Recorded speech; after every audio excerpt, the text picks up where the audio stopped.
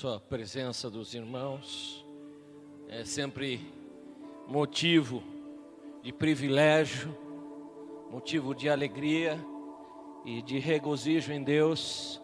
Podemos estar na casa dele, trazendo a palavra dele, amém?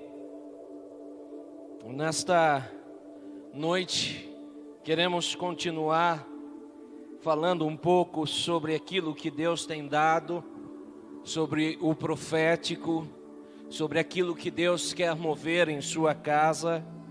E o Senhor nesta noite nos quer falar num texto que se encontra no livro de Gênesis, o primeiro livro da Bíblia, no capítulo 26.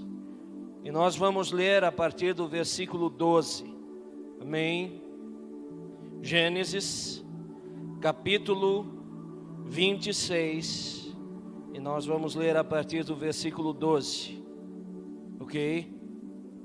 Todos encontraram, amém? E diz assim a palavra do Senhor: E semeou Isaque naquela terra, e colheu naquele ano 100 medidas por uma, pois lhe abençoava o Senhor. E o varão se engrandeceu, e foi enriquecendo e engrandecendo-se até fazer-se muito poderoso. E teve possessão de ovelhas e possessão de vacas e muita gente de serviço, a ponto de que os filisteus lhe invejaram.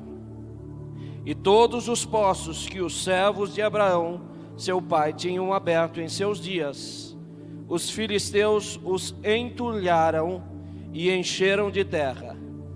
E disse Abimeleque a Isaque: Aparta-te de nós, porque muito mais poderoso do que nós tens feito.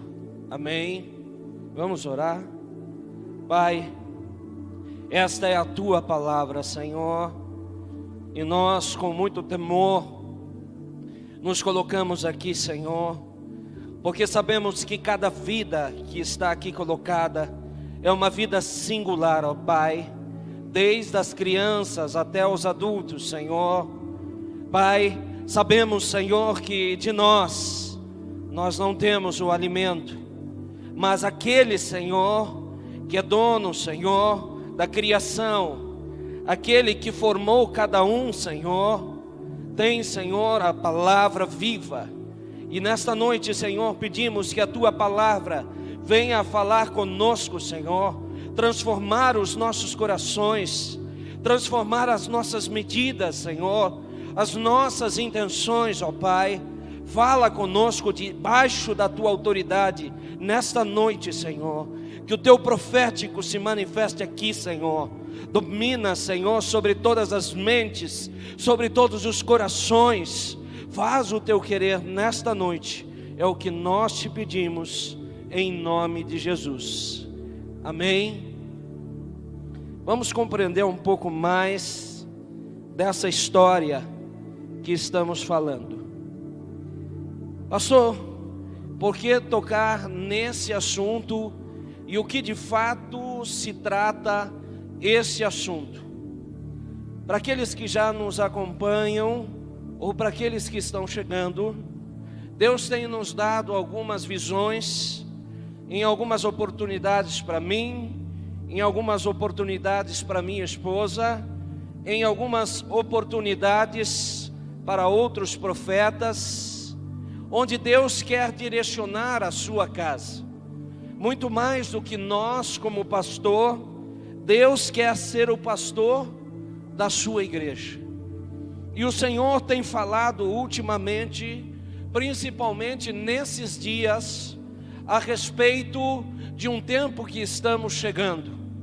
Nós sabemos que a datação do tempo é uma datação feita por homens, mas que Deus se inclui nela, porque Ele sabe que o homem é movido por esse tempo. E o Senhor tem falado muito sobre esse novo ano. Eu creio que já falei aqui, não me lembro se numa terça ou num domingo, sobre o 2020, ou seja, 2020, em que a soma dá 40, e 40 é um número profético, porque fala de mudança. 40 é um número que Deus fala não só de mudança, mas de alinhamento. Quando nós vamos na Bíblia, por exemplo, e pegamos a história, por exemplo, de Moisés, nós vemos que Moisés ficou 40 anos no Egito. 40 anos ele viveu fora do Egito, no deserto com sua família. E 40 anos Deus o usou para tirar aquele povo do Egito para a nova terra, para a terra prometida.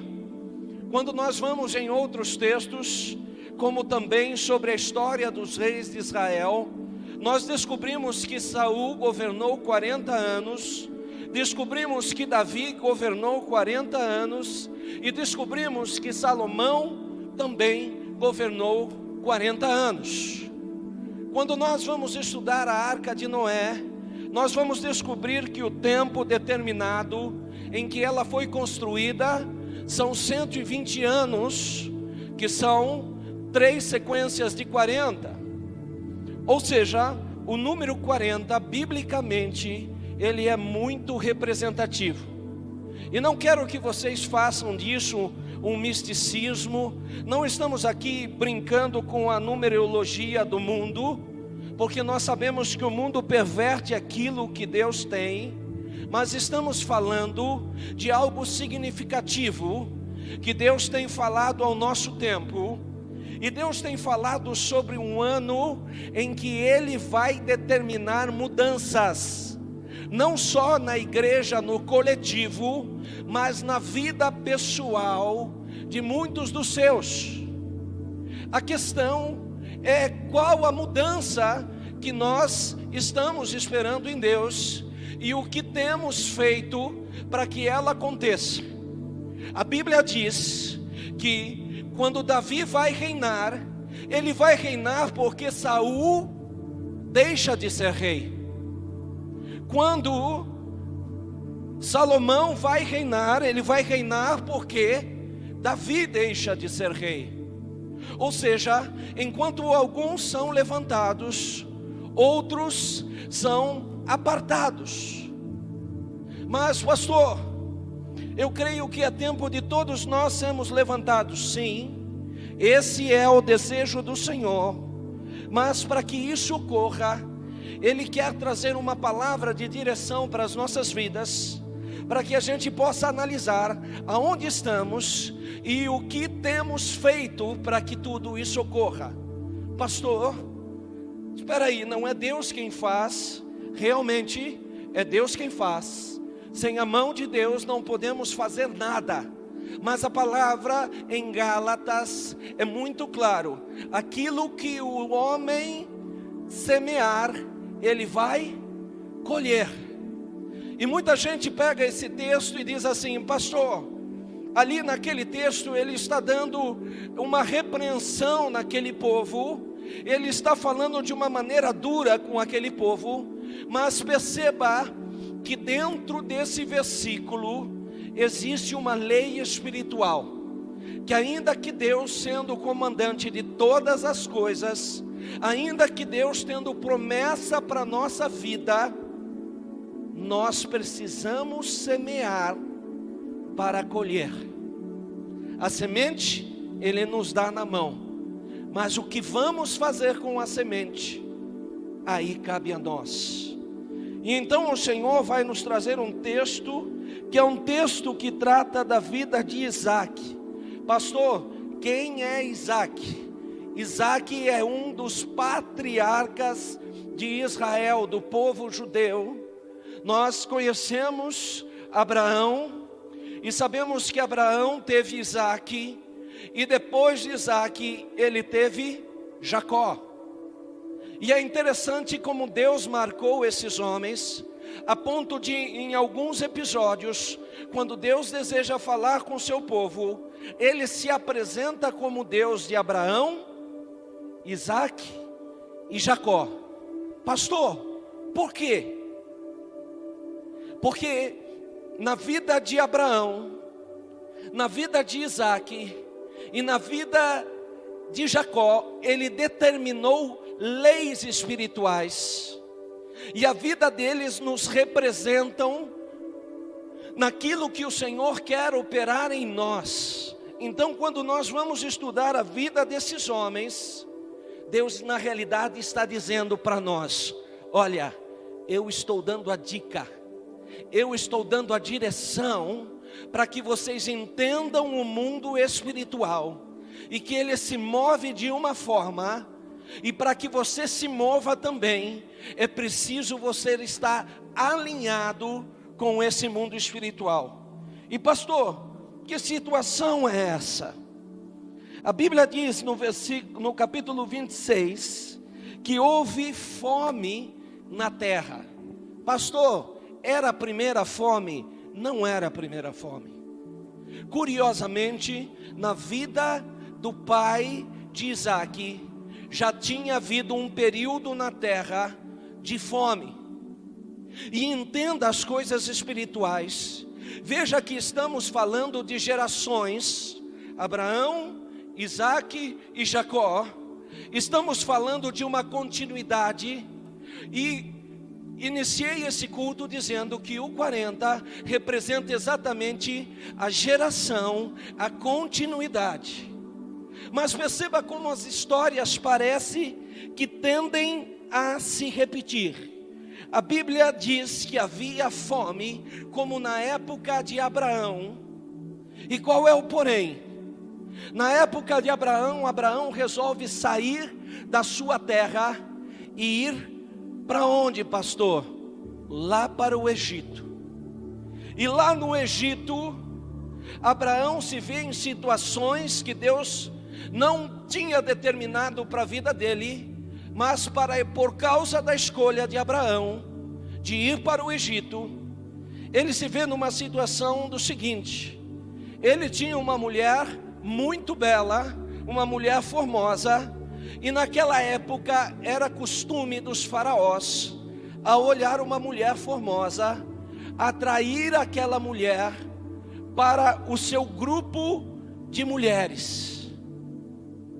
E então Abraão teme o que aquele faraó poderia fazer com ele. E ele resolve colocar a seguinte história: não, ela viu Sara, se te perguntarem, não diga que é minha esposa, diga que é minha irmã.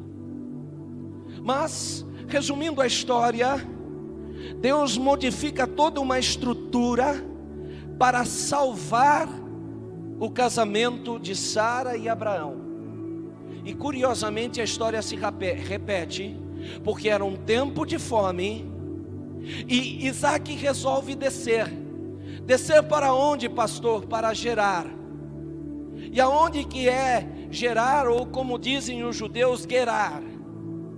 Gerar fica aproximadamente 15 quilômetros da região ali de Gaza atualmente, e era tido como a cidade principal dos filisteus naquela época. Só que chegando ali, Isaque vai se deparar com uma situação. Não era uma terra como ele imaginou, não tinha tudo aquilo que ele imaginou. Ele olhava para um lado, era rocha, para outro também, para outro deserto. E o que ele carregava em suas mãos? Algumas poucas sementes. E a Bíblia diz que então, quando ele se depara com essa situação, ele possivelmente pensa em ir para o Egito. Mas desta vez, como Deus na sua onisciência toma a frente dele e diz assim: Isaque, não vá para o Egito, fique nessa terra, que eu hei de te abençoar. Agora você imagina um homem com poucas sementes na mão, com servos que caminhavam com ele, olhando para uma terra seca, para uma terra com pouca água, ou se não, quase nada de água, agora ter que se deparar com a situação de Deus dizer: fica aí e eu vou te abençoar. E ainda ele se depara com uma situação muito parecida com a do seu pai, porque a Bíblia diz que ele encontra Abimeleque. Pastor, quem é Abimeleque? Abimeleque era um termo usado entre os filisteus que seria equivalente a um faraó lá no Egito. Então veja, Abimeleque não é somente um nome da pessoa, mas é um título. E agora ele se depara com a mesma situação de tendo uma mulher formosa.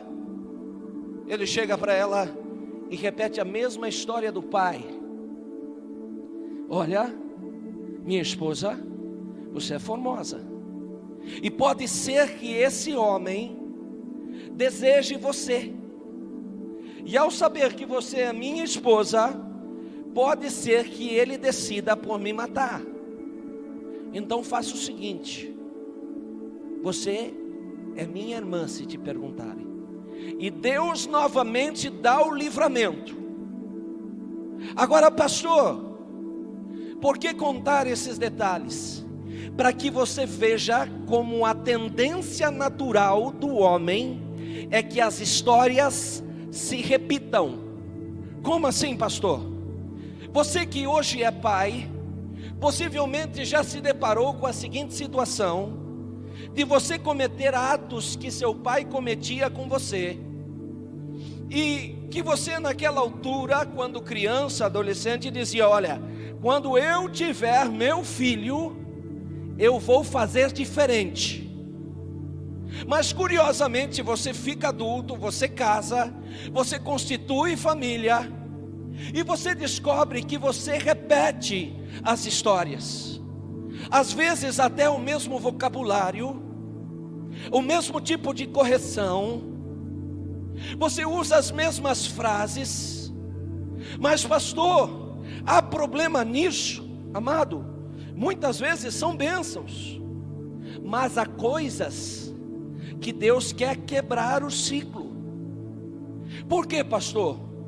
Porque a cultura de muitos anos atrás era diferente, o mundo era diferente. Por exemplo, há qualidades no passado que nós deveríamos aprender com elas, mas há coisas que as pessoas do presente melhoraram com questão de coisas do passado.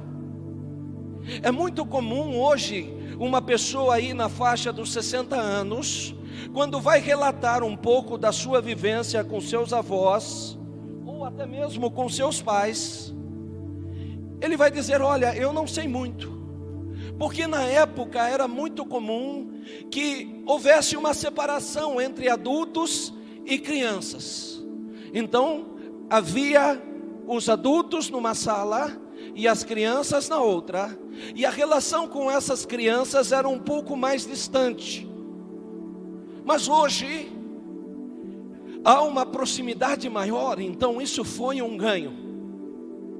Mas se nós olharmos para algumas outras coisas, nós vamos ver que no passado o respeito, a consideração, o cuidado com os mais velhos era muito mais aprimorado do que hoje. Então Deus, quando Ele fala sobre uma mudança, Ele fala sim em alguns ganhos do passado e dizer: olha, essas histórias são importantes que você grave, essas histórias são importantes que você aprenda com a sua história, com a história da sua família, mas essas outras você precisa avançar. E curiosamente então, Isaac tinha algo de muito curioso na sua vida, porque ele era extremamente obediente. Pastor, prova isso. Você deve se lembrar que quando Isaac vai ser sacrificado, o pai vai levá-lo ao sacrifício, certo ou não? Certo. Só que quantos anos o pai tinha quando Isaac nasce? 100 anos. Ou seja, era um idoso. Quantos anos você acha que Isaac tinha quando vai para o sacrifício? Tem muita gente que diz assim: pastor, acho que tinha 2, 3 anos. Não, ele já era homem formado. Segundo Flávio Joséfos, ele já estava na casa dos seus 30 anos. Pastor, o que isso muda na história? Muda que você, sabendo disso, você descobre que a fé não veio só de Abraão, a obediência não veio só de Abraão, mas veio de Isaac. Você imagina você com um pai com 100 e poucos anos de idade, já debilitado, e seu pai resolve dizer assim: filhos, você sabe que eu tenho intimidade com Deus. Sim, pai, eu sei. Pois é, você vai ter que me acompanhar até o sacrifício. E chegando lá, aquele homem já atento, já conhecendo dos costumes, diz: pai, e o sacrifício? Deus vai prover. E chegando lá, ele vai ter uma notícia. Quem é o sacrifício? Ele. O que você faria no lugar? Ah, pastor, ali não tinha pai nem ninguém, pastor. Aí era a minha vida versus a do meu pai. Eu no mínimo sairia correndo, deixaria ele ali sozinho, ou se tivesse que travar uma batalha, eu travaria. Mas ele vai para o sacrifício. E agora ele faz a mesma coisa, porque ele olha para uma terra, não vê nada de útil nessa terra, e Deus diz: fica aí em Gerar. Mas Deus, eu pensei que era apenas um caminho para eu chegar no Egito. Não, você vai ficar em Gerar. Deus, eu tenho poucas sementes e os terrenos não são propícios. Fique em Gerar. E a Bíblia diz que por causa da obediência deste homem, Deus deu uma multiplicação para ele dessas sementes de 100 vezes a medida que ele plantava. Então imagine a situação de você lançar uma semente e Deus dá 100 vezes mais em cada semente que você lança. Agora diz que esse varão se engrandeceu, ou seja, passado, ia se engrandecendo, ou seja, gerúndio, ou seja, uma continuidade do engrandecimento, e se engrandecia, no hebraico falando de um futuro, e por causa disso ele teve ovelhas, vacas e muitos servos, a ponto de quem? De Gerar, ou seja, dos filisteus, o invejarem. E daí então vem a Bíblia e diz que Abraão já tinha passado por ali, e que Abraão já tinha cavado poços ali. Pastor, para que eu cavo poços? Amado, numa terra seca, você precisa encontrar água. E a água não está no solo não. Você precisa cavar poços. Agora, talvez para aqueles que não estão muito acostumados, quando pensa em cavar poços, possa imaginar assim: pastor, já sei. O sujeito fazia lá um buraco com a mão e cavava meio metro ali, jogando terra para fora, e resolvido. Não, não. Às vezes 10, às vezes 15 metros. Pastor, hoje é tranquilo. Eu vou com equipamento próprio, chamo uma empresa e cavo. Mas naquela época tinha um grande problema. Primeiro, aonde cavar? Aonde está o leito do rio? Porque geralmente o rio não vai reto, ele fica serpenteando. Aonde fazer?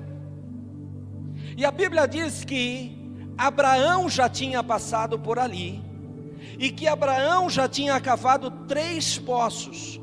Então estamos falando de geração, e a geração passada já tinha passado, e obtido de Deus a bênção. Mas olha que curioso, a Bíblia diz que os filisteus entulharam e encheram os poços que outrora Abraão cavou. Pastor, e aí? Qual é o problema disso?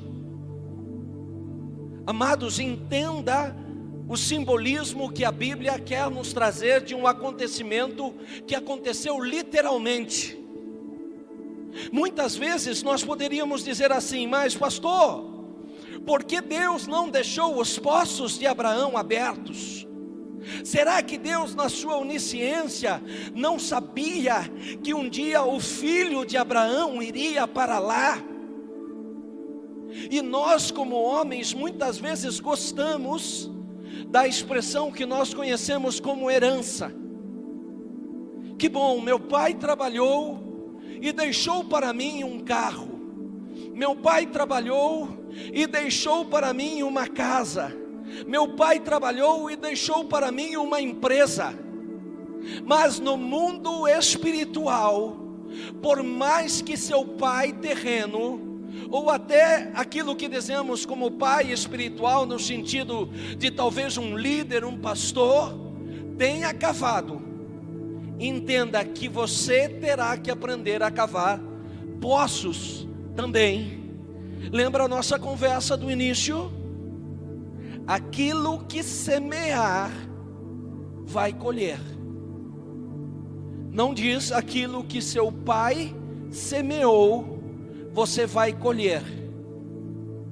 Pastor, mas tem um versículo lá em Êxodos que diz que ele iria abençoar até a 1000ª geração daqueles que lhe fossem fiel, e teria maldição daqueles até a 3ª e 4ª geração que praticassem o mal. Amém? O pastor conhece. Mas não estamos falando disso, porque Isaac vivia movido na bênção. Isaac tinha uma bênção que vinha de Abraão, e quando Deus vai falar com ele, ele diz: olha, se você me for fiel, se você andar nos caminhos de seu pai, eu vou te multiplicar, eu vou te abençoar nessa terra. A mesma promessa que deu para o pai. Ah, pastor, isso é herança espiritual. Sim, mas perceba que tem um ponto e vírgula aqui. Quando ele chega lá, ele vê um monte de poços, o quê? Soterrados, entulhados. Por quê? Porque do tempo que Abraão passou para o tempo que Isaac estava passando, são já quase 100 anos. Aproximadamente 90 e poucos anos. Ah, mas Deus não podia ter deixado aberto? Poderia. Mas por que Deus não deixou, pastor? Porque Deus estava mostrando uma lei espiritual, que Isaac teria que aprender a cavar como Abraão cavava. E pastor, e isso para os nossos dias? O que significa isso para os nossos dias?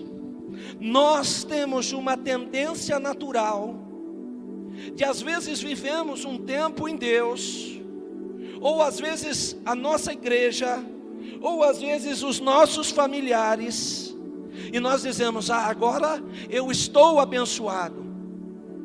Ah, pastor, eu fiz um jejum de 7 dias, só à base de água. Pastor, eu fiz um período de 40 dias de oração profunda nas madrugadas. Amém? Glória a Deus. Mas deixa eu te contar, passado um tempo, não adianta você apontar para Deus e dizer: Deus, há 2 anos atrás eu fiz um jejum para você. Deus, há 2 anos atrás o Senhor lembra como eu orava. Deus, o Senhor lembra o que eu fiz para que esta igreja crescesse, para que a minha família se convertesse. Deus diz: lembro, e eu tenho te abençoado, mas há poços que precisam ser cavados hoje, há orações que precisam ser determinadas hoje, há jejuns que precisam ser entregues hoje, há estudos bíblicos e palavras que precisam ser determinadas hoje, porque senão, o que acontece conosco, pastor? Começamos a viver do passado, mas a Bíblia diz que o Espírito Santo nos renova, e Ele tem novidade de vida todos os dias.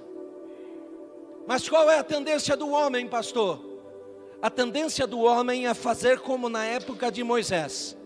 Eles estavam lá, caminhando no deserto, e de repente começam a questionar Deus, questionar Moisés. E Moisés apresenta diante de Deus, e Deus diz: eu vou enviar o maná. Quando eles olham e veem o maná, qual é a medida que eles resolvem fazer? Guardar. Mas sabe o que Deus fazia com o maná guardado? Fazia com que ele se estragasse. Por quê? Porque senão, imagina que num domingo o maná desce, e eu digo assim: quer saber? Vou lá com um caminhão, vou colher 100 quilos de maná e deixar estocado em casa, e vou garantir o resto da minha vida comendo maná. Deus diz: todos os dias vocês terão que sair a campo, todos os dias vocês terão que explorar a terra. E não pense que caía assim 50 mil grãos aqui, 50 mil, caía tudo espalhado. Então você imagina que eles tinham que ficar andando e colhendo grão por grão, colhendo ali, pegando, e a medida do dia.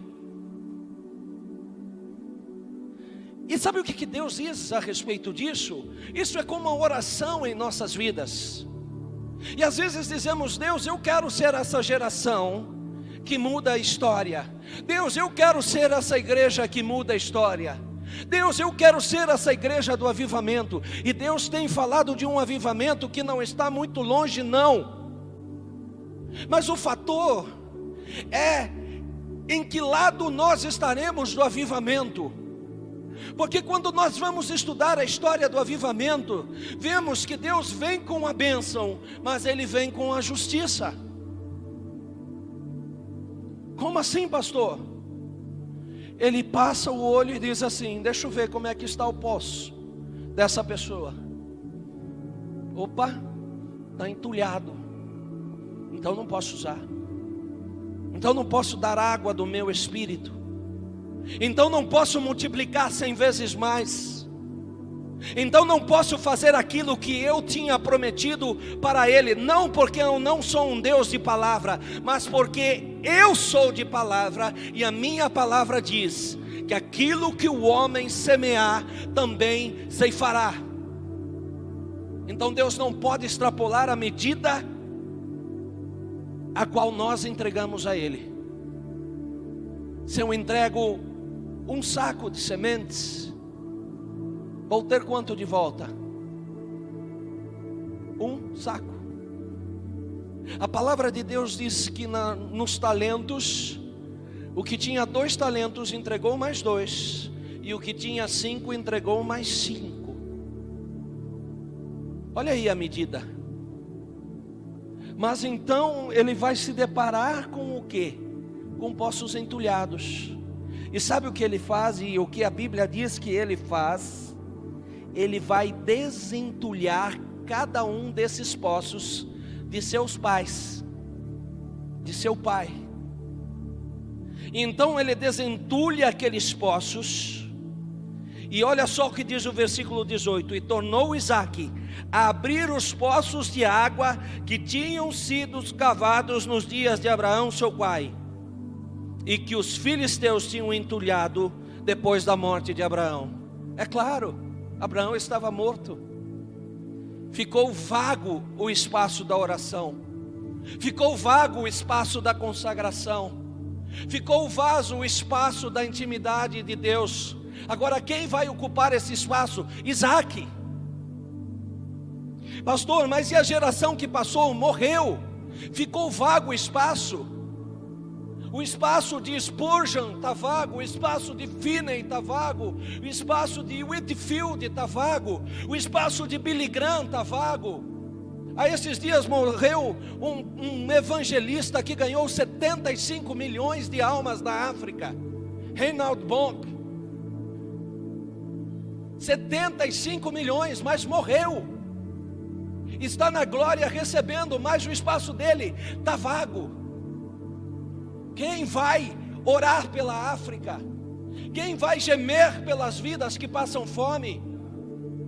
Quem vai ter uma vida de oração a ponto das pessoas serem curadas, transformadas, libertas? Quem vai ser a primeira pessoa da nossa família a se levantar para mudar a história da nossa família? E Deus diz: não só cava os poços que Abraão fez, ou seja, não só faça o que a geração passada fez, mas sempre dê um passo a mais, porque o que você fazia ontem já não é suficiente para o hoje.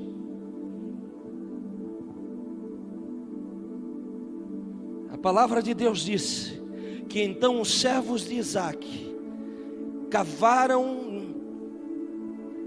e chamou então, olha lá, e o versículo 19: e os servos de Isaac cavaram naquele vale, e acharam ali um poço de água viva.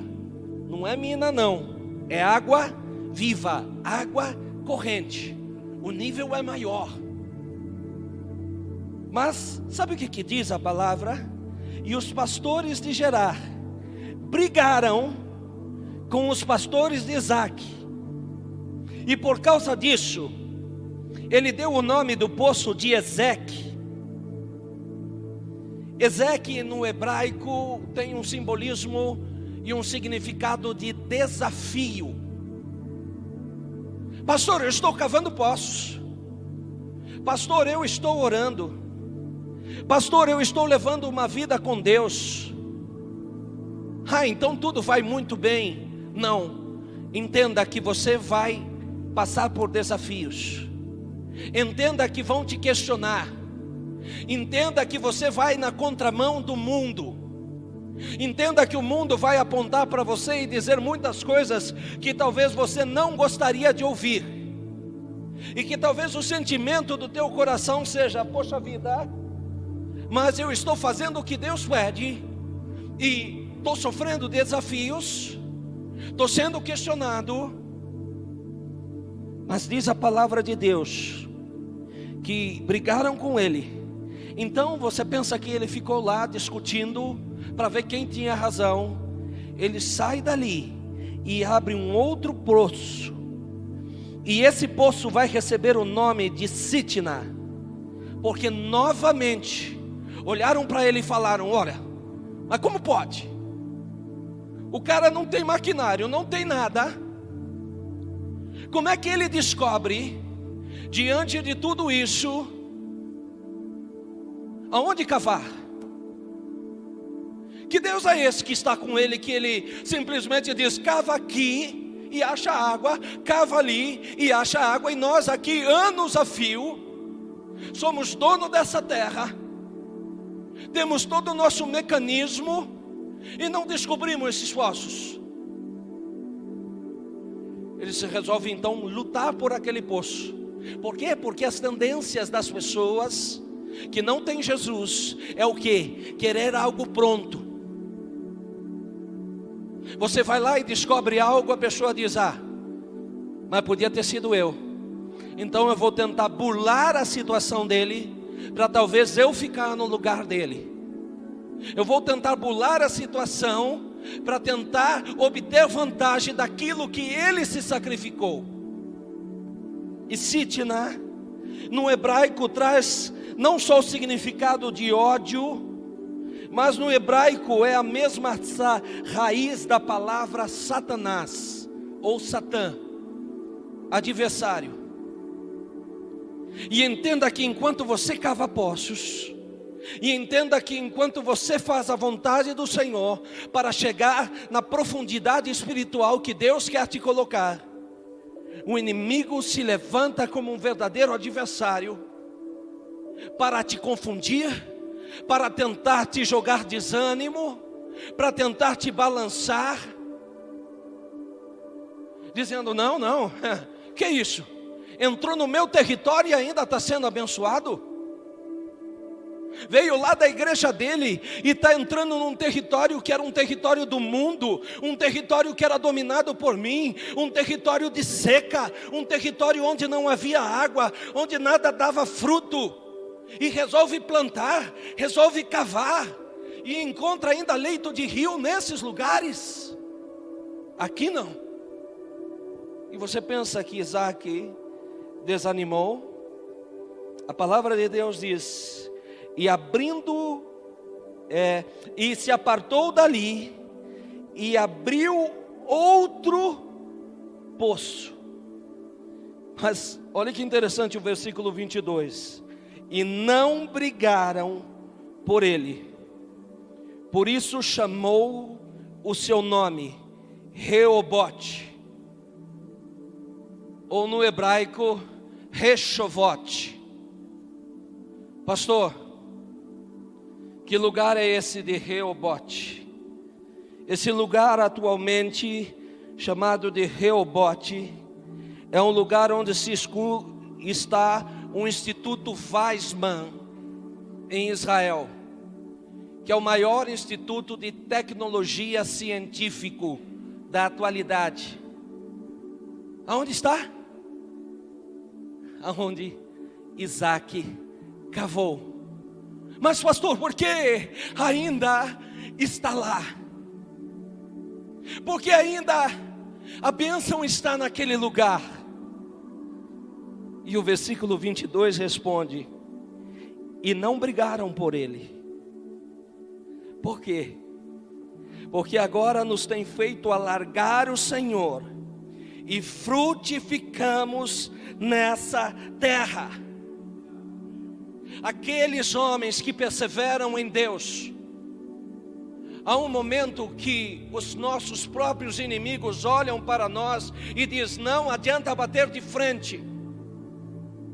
Tentamos fazer de tudo, tentamos atacar, tentamos nos desanimar, tentamos mexer com a família, tentamos desestruturar a família, desestruturar o trabalho, desestruturar tudo. Mas ele vai e cava outro poço, ele vai e se aprofunda mais em Deus. Então melhor deixar quieto, porque cada vez que mexemos, mais poços ele cava. Como é que Satanás tem olhado as nossas vidas? Será que ele olha e fala: melhor nem brincar? Ou ele diz assim: olha, esse ainda dá para jogar um pouco de terra nos poços dele? Porque quando entulha, ele fica tão desanimado e começa a bater cabeça e dizer: olha, estou sem água, Deus, eu não sei o que eu vou fazer, eu não sei aonde cavar outro poço. Como é o nosso comportamento diante disso? E a Bíblia diz que se você acha que ele parou em Reobote, se você acha que ele parou em Rechovote, que dali subiu a Berseba. E essa palavra Berseba no hebraico, ela é Shiba ou Shiva, que significa o número 7 no masculino. Pastor, número 7 no masculino? E número tem gênero, pastor? No hebraico tem. No hebraico você tem o número masculino e o número feminino. Então você vai dizer 7 meninas. Você não fala 7 meninas e 7 meninos. Você diz 7 masculino para meninos e 7 feminino para meninas. E na tradução original ele está usando o masculino do número 7. E quando nós vamos adiante, eu vou descobrir que nesta cidade de Berseba, ele edifica ali um altar, e ele ali invoca o nome do Senhor, e ali os servos de Isaque cavam um poço, e o chamam de Sebá, ou no hebraico, Sheba, que significa o 7 feminino, ou seja, a cidade representada pelo número 7, perfeição, continuidade, multiplicidade, masculino, e o poço representado pelo 7 feminino, ou seja, masculino versus feminino. Por que masculino versus feminino? O que Deus quer dizer com isso, pastor? Que Ele está dando a bênção da multiplicação, a bênção do gerar na vida de Isaque. Se você é só homem, você pode ter a saúde que você quiser, você vai precisar de uma esposa para gerar. Se você é só mulher, pode ter a saúde que você quiser, você vai precisar de um esposo para gerar. Mas olha o que Deus faz. Deus une o masculino com o feminino. Deus une a cidade que representava o masculino com o poço que representava no idioma hebraico o feminino, para dizer que coloca a multiplicidade e a capacidade de gerar. Do que estávamos falando? De geração. Geração fala do que, pastor? De continuidade. O que tem hoje lá, pastor? Depois de mais de 3.000 anos, um instituto de tecnologia avançadíssimo. Como é que tem isso lá, pastor? Quantas gerações tem em mais de 3.000 anos? Que bênção é essa que alcança gerações e gerações e gerações? É a bênção da multiplicidade. É a bênção onde Deus não só dá uma parte da sua essência, mas Deus dá a sua essência plena sobre nós. Por que você acha que Deus criou o homem e a mulher? O homem sozinho não era capaz de gerar, mas quando Ele cria a mulher, os dois se unem numa só carne e representam daí 100% da imagem de Deus, porque Deus pode gerar e o homem sozinho não pode, a mulher sozinha não pode, mas junto eles podem gerar. Jesus na figura do homem, a igreja na figura da mulher. Jesus morre na cruz e a igreja, por meio desse sacrifício, gera a noiva no Espírito. Não foi assim com Jesus? Agora, pastor, eu quero essa bênção. Pastor, eu quero esse avivamento em mim. Pastor, eu quero ser e caminhar diante de uma igreja, diante de uma vida espiritual, onde as pessoas ao meu redor sejam alcançadas. Pastor, eu quero viver as promessas de Deus. A pergunta que fazemos é: o que temos feito com os poços que Deus tem dado em nossa vida? Pastor, eu estou lá em Gerar, e até agora, pastor, eu nem cavei. Deixa eu te dar uma dica: começa a cavar. Pastor, a minha família era crente, a minha família era temente a Deus, os meus pais cristãos, os meus avós cristãos, cavaram diversos poços espirituais, glória a Deus. Mas você ter 4, 5, 10 gerações de crentes não faz com que a bênção possa simplesmente acontecer do nada na sua vida. Você vai ter que cavar, não só os poços que o inimigo tentou entulhar da história da sua família, mas os poços que ele tem em sua vida. E não tema quando o inimigo se levantar. Não tema quando o inimigo tentar dizer: olha, você cavou esse poço, você orou, você jejuou, você se consagrou, esse poço agora é meu. Não tema se alguém de repente passou na sua vida e você diz: olha, eu lutei por aquilo, eu fiz, eu batalhei. E de repente a pessoa chega ali, toma, e você diz: olha, a dedicação foi minha, mas simplesmente me tomaram. Porque talvez seja um convite para que você abra um novo poço. Tem gente que olha para a diversidade, tem gente que olha para o poço entulhado e diz assim: ah, não dá. Mas tem gente que olha para o poço entulhado e fala: vou desentulhar esse, e se alguém vir e me tomar, eu abro outro. Se tomar de novo, eu abro outro, eu abro outro, eu abro outro, até que essa terra que Deus me deu seja toda composta de poços.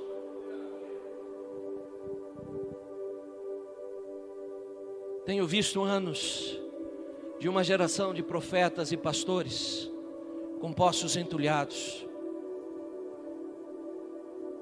Tenho contato com muitos deles que falam abertamente: olha, Deus tinha uma promessa na minha vida, mas os anos passaram e a minha vida se tornou amarga. Ovelhas me ofenderam, e da mesma forma eu vi muitas ovelhas com poços entulhados. Ovelhas que dizem assim: pastor, eu frequentei uma determinada igreja e me feriram. E às vezes eu realmente ouço feridas que são muito fortes, de fato. Não estamos fazendo pouco caso das feridas, não estamos fazendo pouco caso dos desafios, mas a questão que a escolha em manter esses poços entulhados é minha e tua. A questão de nós vivemos a mesmice dia após dia é minha e tua. Michael Jordan ouviu que aquela altura gigantesca dele, ele não tinha coordenação nenhuma para fazer nenhum tipo de esporte. E o professor que falou isso para ele era o professor de basquete. Você imagina um camarada extremamente alto, grande, desengonçado, ouvindo agora: olha, você gosta do esporte? Legal, mas fica como um lazer, porque você nunca vai conseguir fazer bem esse negócio. Mas ele foi para a quadra e passava horas lançando cesta. Ouvi um testemunho do Oscar Schmidt, que foi tido como o maior jogador de basquete brasileiro.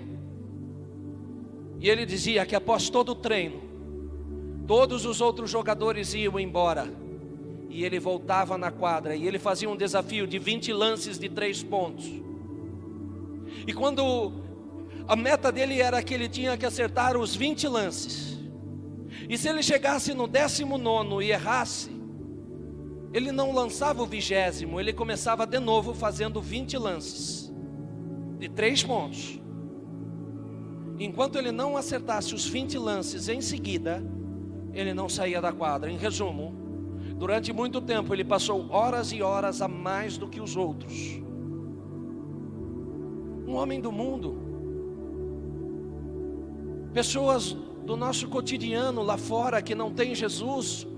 Mas por que o crente, quando lança uma cesta de basquete, diz: ah, não deu certo, isso não é para mim? Porque o crente olha e diz: olha, pastor, eu nunca vou conseguir pregar, eu nunca vou conseguir louvar a Deus, eu nunca vou conseguir aprender um instrumento, só porque alguém no passado falou isso.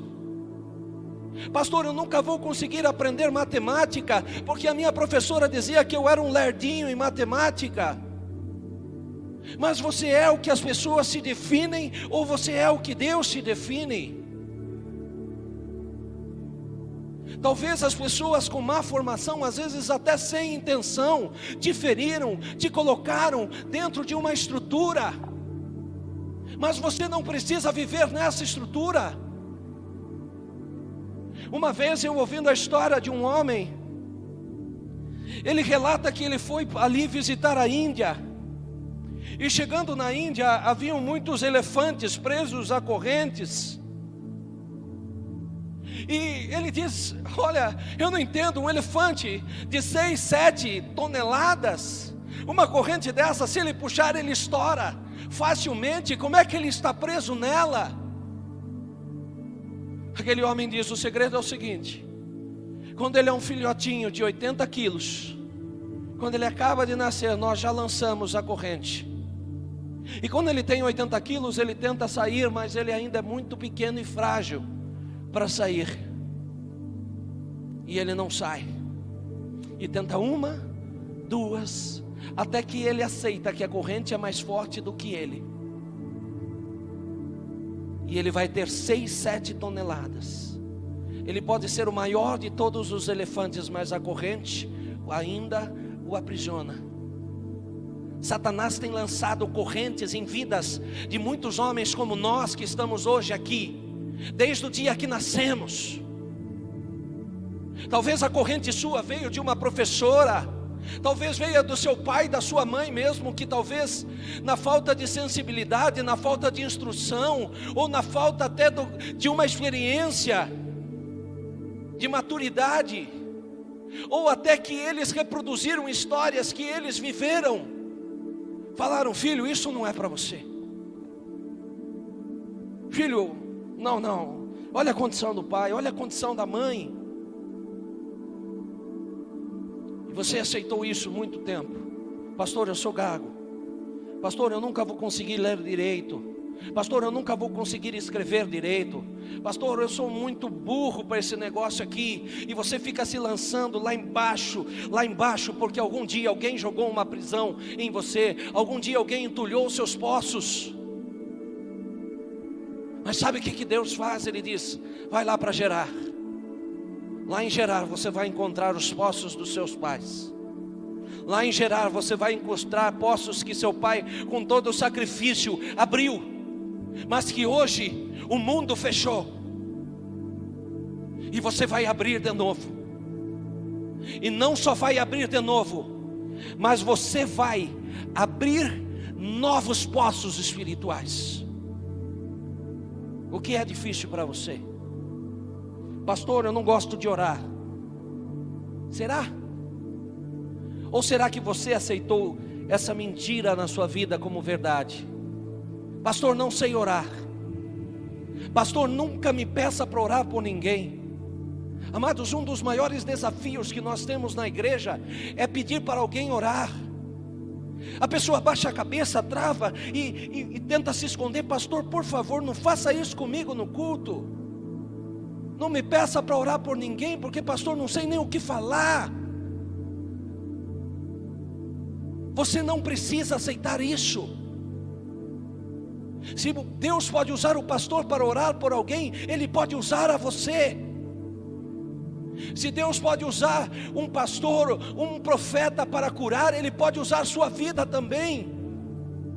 Mas pastor, qual é a diferença? É o quanto você tem cavado, ou o quanto você tem permitido que seus poços sejam entulhados. Pastor, outro dia um rapaz disse: pastor, eu acho que eu vou morrer cedo. Eu falei: por quê? Porque meu pai e minha mãe morreram de câncer com 40 e poucos anos. Pastor, dos dois lados, e os dois morreram novos. Você aceitou isso? Você não precisa viver 40 e pouco porque seu pai viveu 40 e pouco. Você não precisa morrer de câncer porque alguém morreu de câncer. Você não precisa viver a mesmice porque a sua casa, a sua geração viveu. Você não precisa viver um lar que você diga: olha, meu casamento não vai dar certo, porque na minha família todo mundo se divorciou. Quem disse? Não é Deus aquele que transforma as histórias? A questão é: está disposto a cavar? Está disposto a cavar pelo seu casamento? Está disposto a cavar pelo seu irmão que está aí do seu lado? Está disposto a cavar pelas ovelhas? Ou talvez o sentimento seja: pastor, cava aí, hein? Quando o Senhor chegar lá na água, nos avisa. O poço que é teu não é meu. Eu posso me regozijar como pastor pelo seu poço. Eu posso dizer glória a Deus, irmão, que Deus abriu um poço aonde havia terra seca.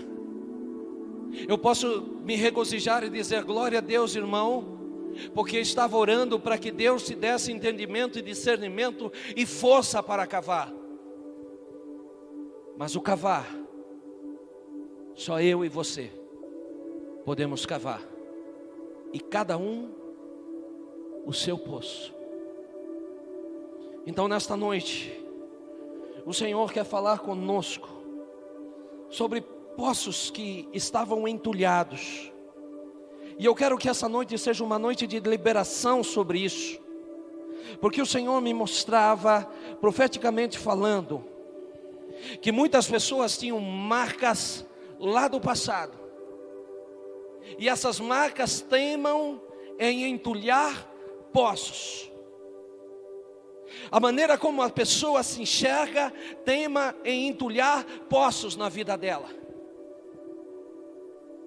Mas nessa noite o Senhor fala: você pode ser não aquilo que falaram para você ser, mas você pode ser o que eu escolhi para você.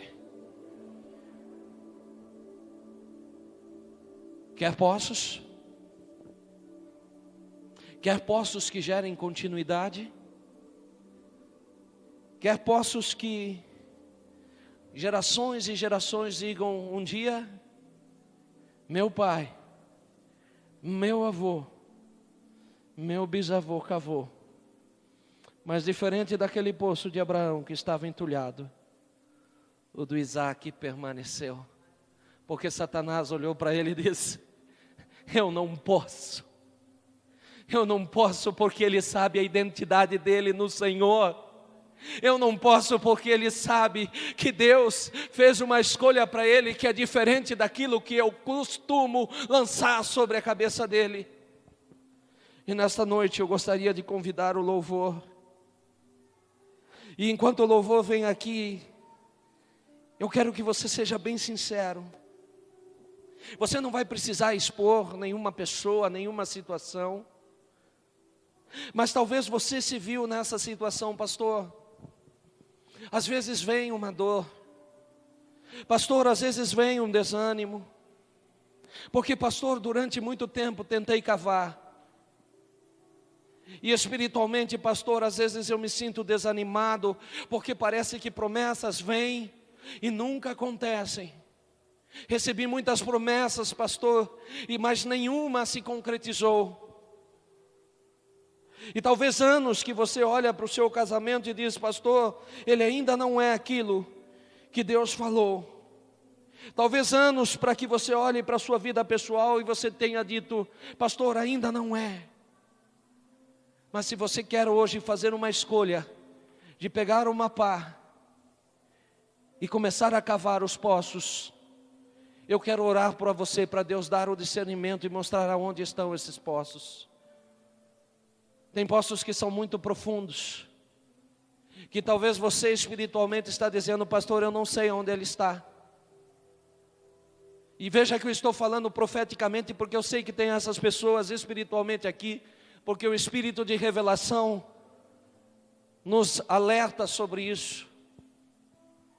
Há pessoas que sabem os poços, mas há casos aqui de pessoas que sabem que estão entulhadas, mas elas não sabem nem aonde foram entulhadas.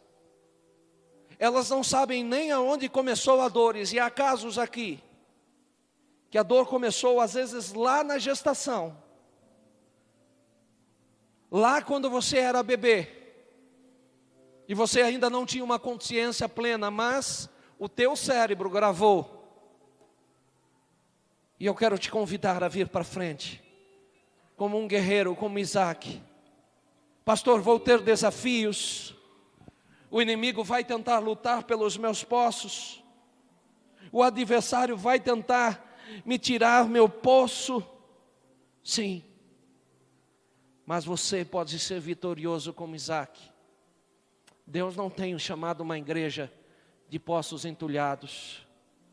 Vi profetas, pastores, evangelistas que tinham um chamado enorme, especial e singular em Deus, morrerem sem cumprir 10% do que tinham, porque aceitaram poços entulhados. Mas eu quero te convidar a fazer diferente, a tomar esse passo de fé e vir aqui dizer comigo: pastor, nesta noite eu me decido por desentulhar meus poços.